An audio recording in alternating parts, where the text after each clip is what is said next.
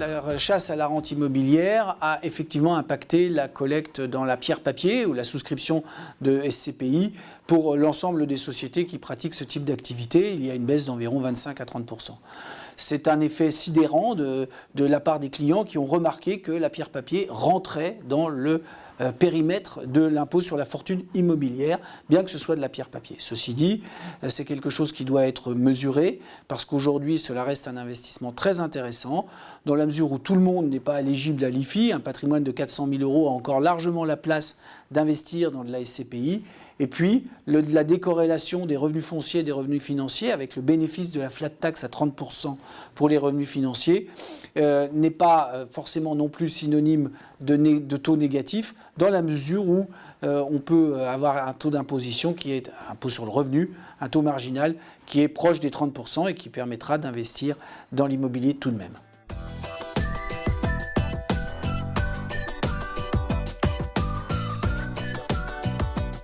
Eh bien, sur les autres classes d'actifs, nous avons remarqué qu'il y avait un transfert de l'épargne des Français, puisqu'ils ont collecté en épargne, toutes les sociétés d'assurance, à peu près les mêmes sommes que les années précédentes.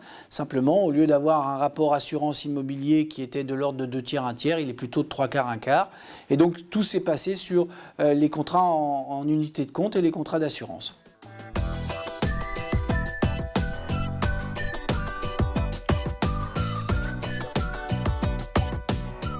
Envisager 2019 est un exercice plutôt délicat dans la mesure où nous sommes dans une année qui sera sûrement encore une année où les taux resteront bas. Ces taux bas qui persistent depuis 4 ans viennent handicaper évidemment le marché et tous les observateurs s'accordent pour dire que ce que nous envisageons comme une remontée des taux au deuxième semestre 2019 aura plutôt lieu en 2020.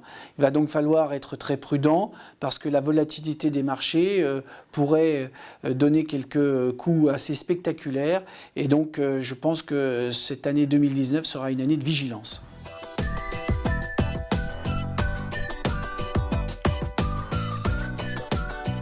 Aujourd'hui, le conseil que l'on peut donner aux épargnants est de rester liquide, de rester disponible pour le marché. On peut penser que les conditions de marché vont s'améliorer au fur et à mesure de l'année et il faudra pouvoir en profiter et donc ne pas être bloqué dans des placements trop rigides ou à trop long terme. Cependant, je le dis, on peut encore avoir sur une partie de son épargne et de son portefeuille des investissements dans l'immobilier qui sont des investissements sécuritaires de fonds, de portefeuille qui permettent de garantir des revenus.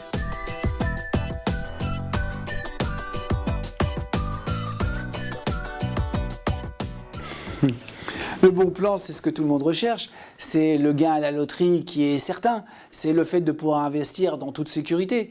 Mais il faut être raisonnable. Lorsqu'on a une inflation qui est jugulée à 1,6%, lorsque les prêts bancaires sur 15 ou 20 ans tournent aux alentours de 1,5%, vous ne pouvez pas espérer des rentabilités à 6, 7 ou 8% sans avoir du risque. Celui qui vous vend un bon plan autour de ces types de revenus, eh bien, c'est quelqu'un qui doit vous dire qu'il y a du risque, il faut accepter le risque. Si vous voulez un bon plan, c'est de la sécurité, c'est de la prudence. Et à ce moment-là, on retourne autour des fonds euros, aux alentours de 2,5%. Et vous aurez à ce moment-là la prudence et la sécurité nécessaires.